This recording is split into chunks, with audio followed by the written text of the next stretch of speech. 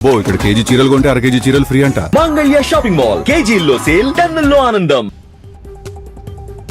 నిజామాబాద్ లో పసుపు బోర్డు కార్యాలయాన్ని కేంద్ర హోంమంత్రి అమిత్ షా ప్రారంభించారు. అనంతరం పసుపు ఉత్పత్తుల్ని పరిశీలించారు. 40 ఏళ్ల పసుపు బోర్డు కల్ని నెరవేర్చామన్నారు అమిత్ షా. పసుపు బోర్డు కోసం బీజేపీ ఎంపీలు ఎంతో పోరాడారన్నారు. రాహుల్ గాంధీపై అమిత్ షా ఆగ్రహం వ్యక్తం చేశారు. ఆపరేషన్ సింధూర్ పై రాహుల్ ఆధారాలు అడుగుతున్నారని, పాకిస్తాన్ మాట రాహుల్ గాంధీ నోట వినపడుతోందన్నారు. ధరణి కాళేశ్వరంతో కేసీఆర్ కుటుంబం కోట్లు కొల్లగొట్టిందన్నారు అమిత్ షా. రేవంత్ సర్కార్ కూడా అవినీతిలో కూరుకుపోయిందన్నారు. బీఆర్ఎస్ అవినీతిపై రేవంత్ ఒక్క కేసైనా పెట్టారా అని ప్రశ్నించారు అమిత్ షా. డబుల్ ఇంజన్ సర్కార్తోనే తెలంగాణ అభివృద్ధి జరుగుతుందన్నారు. 2026 నాటికి మావోయిస్టు ముక్త భారత్ కావాలన్నారు అమిత్ షా. మావోయిస్టులని అంతం చేయాలా వద్దా చెప్పాలన్నారు. మావోయిస్టులు హత్యాకాండ విడిచి తక్షణం లొంగిపోవాలన్నారు. మధ్యప్రదేశ్, మహారాష్ట్రలోనూ పసుపు బాగా పండిస్తున్నారన్నారు కేంద్ర మంత్రి కిషన్ రెడ్డి. ఆ రాష్ట్రాల్ని కాదని తెలంగాణకి పసుపు బోర్డు ఇచ్చారన్నారు.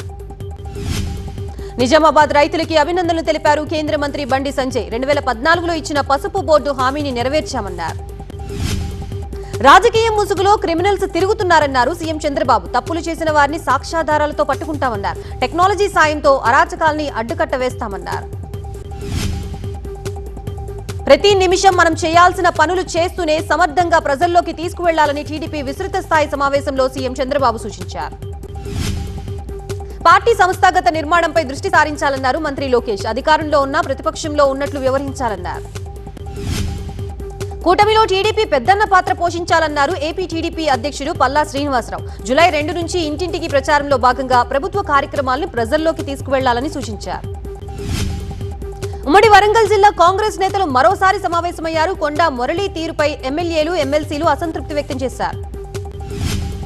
కొండా మురళీ తప్పుడు ప్రచారం చేశారన్నారు ఎమ్మెల్సీ బసవరాజు సారయ్య. కొండా మురళీపై క్రమశిక్షణా సంఘం ఖచ్చితంగా నిర్ణయం తీసుకుంటుందన్నారు. ఏడాది తర్వాత సొంతింటికి వచ్చిన మాజీ ఎమ్మెల్యే కేతిరెడ్డి పెద్దారెడ్డిని తిరిగి ఇంటి నుంచి పంపించేశారు పోలీసులు. శాంతి భద్రతల సమస్య రాకుండా సహకరించాలని కోరారు. జేసీ ప్రభాకర్ రెడ్డి పోలీసుల్ని అడ్డుపెట్టుకుని రాజకీయాలు చేస్తున్నారన్నారు మాజీ ఎమ్మెల్యే కేతిరెడ్డి. ఇకపై జేసీతో తేల్చుకోవడానికి తాను సిద్ధంగా ఉన్నట్లు చెప్పారు. తాము అధికారంలోకి వస్తే రప్పారప్పా ఆడిస్తామని వైసీపీ నేతలు అంటున్నారని, రేపటి నుంచి పెద్దారెడ్డి అనుచరుల్ని తామే రప్పారప్పా ఆడిస్తామన్నారు జేసీ ప్రభాకర్ రెడ్డి. తమ టార్గెట్ వైసీపీ కార్యకర్తలు కాదు, పెద్దారెడ్డిని అని స్పష్టం చేశారు జేసీ ప్రభాకర్ రెడ్డి. ఇవాళ పెద్దారెడ్డితో వచ్చిన వారి లిస్టు తన దగ్గర ఉందన్నారు జేసీ ప్రభాకర్ రెడ్డి. పార్టీ కోసం కష్టపడే వారికి పదవులు దక్కుతాయన్నారు మాజీ మంత్రి పొన్నం. వచ్చే నెల 4న హైదరాబాద్ లో జరిగే సభని జయప్రదం చేయాలని కోరారు. తాము రాష్ట్రం కోసం పనిచేస్తుంటే సీఎం రేవంత్ కాంగ్రెస్ పార్టీ కోసం పనిచేస్తున్నారన్నారు కేంద్ర మంత్రి కిషన్ రెడ్డి. మెట్రో 2వ దశ విస్తరణ డిపిఆర్ కేంద్రం పరిశీలనలో ఉందన్నారు. కూటమి ప్రభుత్వం అనేక అబద్దాలు, మోసపూరిత హామీలతో అధికారంలోకి వచ్చిందన్నారు మాజీ మంత్రి పెద్దిరెడ్డి రామచంద్రారెడ్డి. 2027 ఫిబ్రవరిలో ఎన్నికలు వస్తున్నాయని కేంద్ర మంత్రి చెప్పారని, జమిలీ ఎన్నికలకి వైసీపీ నాయకులు, కార్యకర్తలు సిద్ధం కావాలన్నారు పెద్దిరెడ్డి. గుంటూరు జిల్లా తుమ్మల చెరువు దగ్గర రైల్లో చోరీ యత్నంపై దర్యాప్తు కొనసాగుతోంది. వరుసగా 3వసారి చోరీకి యత్నించిన దుండగులు పోలీసులపై రాళ్లు రువ్వినట్లు చెప్పారు. రైల్లో దోపిడీకి యత్నించిన దొంగల ముఠాపై రైల్వే పోలీసులు 9 రౌండ్లు కాల్పులు జరిపినట్లు చెప్పారు. జీఆర్పీ డీఎస్పీ దుండగుల కోసం గాలిస్తున్నామన్నారు. కాంగ్రెస్ తో బీజేపీ కలిసి డ్రామాలు ఆడుతోందన్నారు బీఆర్ఎస్ నేత ఆర్ఎస్ ప్రవీణ్. ఫోన్ ట్యాపింగ్ చేయాలంటే హోంశాఖ ప్రిన్సిపల్ సెక్రటరీ నిర్ణయం తీసుకోవాలన్నారు. ప్రస్తుతం డీజీపీ ఇప్పుడు హోంశాఖ ప్రిన్సిపల్ సెక్రటరీగా ఉన్నారని, డీజీపీని ఎందుకు విచారించడం లేదని ఆర్ఎస్ ప్రవీణ్ ప్రశ్నించారు. హైదరాబాద్ లో బోనాల జాతర సందడిగా సాగుతోంది. మహిళలు భారీగా తరలివచ్చి గోల్కొండ జగదాంబిక అమ్మవారికి బోనం సమర్పిస్తున్నారు. తెలంగాణలో బోనాల సందర్భంగా హైదరాబాద్ ఉమ్మడి దేవాలయాల ఉత్సవ కమిటీ ఆధ్వర్యంలో విజయవాడ కనకదుర్గమ్మకి బంగారు బోనం సమర్పించారు. అద్వికా ట్రేడింగ్ స్కామ్ కేసులో విజయవాడ పోలీసుల దర్యాప్తు కొనసాగుతోంది. నకిలీ ఎంఓయూలు, వెబ్సైట్లు సృష్టించడంతో పాటు 300 కోట్ల హవాలా ద్వారా మళ్లించినట్లు గుర్తించారు. విజయవాడ ధర్నా చౌక్ లో మున్సిపల్ ఇంజనీరింగ్ కార్మికులు కళ్లకి గంతలు కట్టుకుని నిరసన తెలిపారు. సమస్యలు పరిష్కరించాలని సిఐటియు రాష్ట్ర నాయకులు డిమాండ్ చేశారు. నెల్లూరు జిల్లా కరేడు గ్రామస్తులు ఆందోళనకు దిగారు. ఇండోసోల్ కంపెనీ కోసం వ్యవసాయ భూములు లాక్కుంటే సహించబోమని హెచ్చరించారు. ప్రజాభిప్రాయ సేకరణ చేయకుండా భూసేకరణ చేయడమేంటని గ్రామస్తులు నిలదీశారు. అధికారుల తీరుకి నిరసనగా రాస్తారోకోకి యత్నించిన గ్రామస్తుల్ని పోలీసులు అరెస్ట్ చేశారు. నాగర్ కర్నూలు జిల్లా ప్రభుత్వ ఆసుపత్రిలో డ్యూటీ టైంలో మొబైల్లో గేమ్ ఆడుతున్న డాక్టర్ కి సూపరింటెండెంట్ మెమో జారీ చేశారు.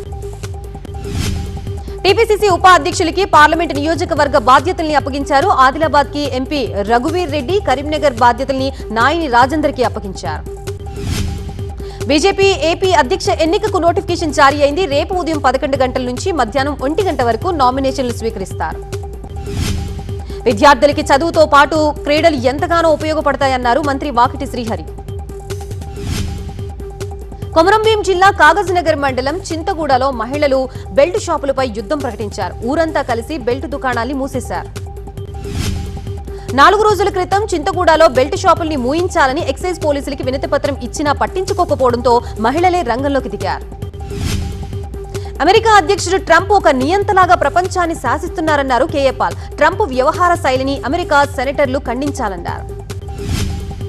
మాజీ ఎమ్మెల్యే కేతిరెడ్డి పెద్దారెడ్డిపై పోలీసుల ఆంక్షలు ఎందుకు అని ప్రశ్నించారు మాజీ మంత్రి శైలజానాథ్. పెద్దారెడ్డిని తాడిపత్రిలో అనుమతించాలన్నారు. పశ్చిమ గోదావరి జిల్లా తోకతిప్పలో చీటీల పేరుతో బాధితుల్ని కుచ్చుటోపి పెట్టాడో వ్యాపారి. 1 కాదు 2 కాదు ఏకంగా 5 కోట్ల డబ్బుతో పరారయ్యాడు. ములుగు జిల్లా కేంద్రంలోని ఓ మద్యం దుకాణంలో చోరీ జరిగింది. సీసీటీవీ ఫుటేజ్ ఆధారంగా దొంగని గుర్తించే పనిలో పడ్డారు. Warangal MGM pharmacy in charge supervisor వేణుని అధికారులు సస్పెండ్ చేశారు. విధుల్లో నిర్లక్ష్యం వహించారని గుర్తించి వేణుని సస్పెండ్ చేస్తూ ఆదేశాలిచ్చారు. ఖమ్మం జిల్లా సోమవరంలో 2 లారీలు ఢీకొన్నాయి. ఓ లారీ వైరా రిజర్వాయర్ కాలువలో పడిపోయింది. ఈ ప్రమాదంలో గాయాలైన 2ని ఆసుపత్రికి తరలించారు పోలీసులు. ప్రమాద తీవ్రతకి మరో లారీ ముందు భాగం దెబ్బతింది. జూరాలకి వరద గంటకి పెరుగుతోంది. 1,50,000 క్యూసెక్కుల వరద రావడంతో 12 గేట్లు ఎత్తి 1,43,000 క్యూసెక్కుల నీటిని దిగువకు వదులుతున్నారు. హిమాచల్ ప్రదేశ్, ఉత్తరాఖండ్, ఒడిశా రాష్ట్రాలకి ఐఎండీ రెడ్ అలర్ట్ జారీ చేసింది. 12 సెంటీమీటర్ల కంటే అధిక వర్షపాతం నమోదయ్యే అవకాశం ఉందని హెచ్చరించింది. పంజాబ్, బెంగాల్, హర్యానా, యూపీకి ఆరెంజ్ అలర్ట్ జారీ చేసింది ఐఎండీ. ఢిల్లీలో మోస్తరు వర్షాలు పడతాయని స్పష్టం చేసింది.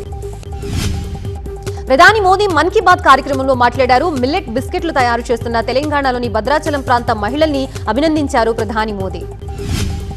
భద్రాచలంలోని ఆదివాసీ మహిళలు భద్రాద్రి మిల్లెట్ మ్యాజిక్ పేరిట బిస్కెట్లు తయారు చేస్తున్నారని, అవి హైదరాబాద్ నుంచి లండన్ కి కూడా ఎగుమతి అవుతున్నాయన్నారు ప్రధాని మోదీ. అంతర్జాతీయ యోగా దినోత్సవాన్ని ప్రధాని మోదీ తన ప్రసంగంలో ప్రస్తావించారు. విశాఖలో ఆదివాసీల విద్యార్థులు 108 నిమిషాల పాటు 108 సూర్య నమస్కారాలు చేసిన విషయాన్ని ప్రధాని గుర్తు చేసుకున్నారు. లా కాలేజీ విద్యార్థినిపై అత్యాచారం ఘటనతో కోల్కతా లా కాలేజీని నేషనల్ మహిళా కమిషన్ సభ్యురాలు అర్చనా మజుందార్ పరిశీలించారు.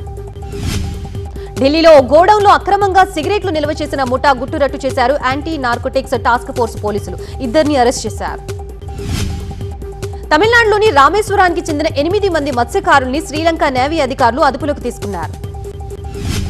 మత్స్యకారుల బోటుని శ్రీలంక నేవీ అధికారులు స్వాధీనం చేసుకున్నారు. సముద్రంలో చేపల వేటకు వెళ్లిన మత్స్యకారుల్ని సరిహద్దు దాటారంటూ అరెస్ట్ చేశారు. ఉత్తరప్రదేశ్లోని మొరాదాబాద్ లో భారీ వర్షం కురిసింది. అనేక ప్రాంతాలు జలమయమయ్యాయి. హిమాచల్ ప్రదేశ్లోని సిమ్లాలో డ్రగ్స్ కి వ్యతిరేకంగా 12వ హాఫ్ మారథాన్ నిర్వహించారు. హిమాచల్ ప్రదేశ్ గవర్నర్ జెండా ఊపి ర్యాలీని ప్రారంభించారు. ఉత్తరప్రదేశ్లోని సంబాల్లో అక్రమంగా నిర్మించిన మసీదుల్ని అధికారులు నోటీసులు ఇచ్చారు. గుజరాత్లోని భావనగర్ లో సండే ఆన్ సైకిల్ కార్యక్రమంలో పాల్గొన్నారు కేంద్ర మంత్రి మన్సుఖ్ మాండవీయ. ఆరోగ్యంగా ఉండేందుకు తాను ఈ కార్యక్రమంలో పాల్గొన్నానన్నారు. ప్రధాని మోదీ ఫిట్ ఇండియా ప్రచారాన్ని ముందుకు తీసుకువెళ్లడానికి దేశవ్యాప్తంగా సండే ఆన్ సైకిల్ కార్యక్రమం నిర్వహిస్తున్నారని చెప్పారు. దేశవ్యాప్తంగా 6,000 కంటే ఎక్కువ ప్రదేశాల్లో ఈ కార్యక్రమం జరిగిందన్నారు. FFD4 శిఖరాగ్ర సదస్సు కోసం స్పెయిన్లోని సెవిల్లా నగరం సిద్ధమైంది. రేపటి నుంచి జూలై 3 వరకు ఈ సదస్సు జరగనుంది. లవ్ టుడే సినిమాతో నటుడిగా, దర్శకుడిగా ఘన విజయం సాధించిన ప్రదీప్ రంగనాథన్ త్వరలో మరోసారి డైరెక్షన్ చేసేందుకు రెడీ అవుతున్నారు. కమల్ హసన్ తో పాటు బాలీవుడ్ నటుడు ఆయుష్మాన్ ఖురానా అరుదైన గౌరవం అందుకున్నారు. The academy of motion pictures arts and sciences విడుదల చేసిన 2025 సభ్యత్వ జాబితాలో వీరిద్దరికీ చోటు దక్కింది. నటుడిగా బిజీ అయిపోయిన ఎస్జే సూర్య తాజాగా మళ్లీ కెప్టెన్ కుర్చీ ఎక్కారు. 10 ఏళ్ల తర్వాత ఈయన దర్శకుడిగా రీ ఎంట్రీ ఇస్తున్నారు. సూర్య దర్శకత్వంలో కిల్లర్ అనే సినిమా రాబోతోంది. అబ్బో, ఇక్కడ కేజీ చీరలు కొంటే 1/2 కేజీ చీరలు ఫ్రీ అంట. మంగళ్య షాపింగ్ మాల్ కేజీల్లో సేల్, టన్నుల్లో ఆనందం.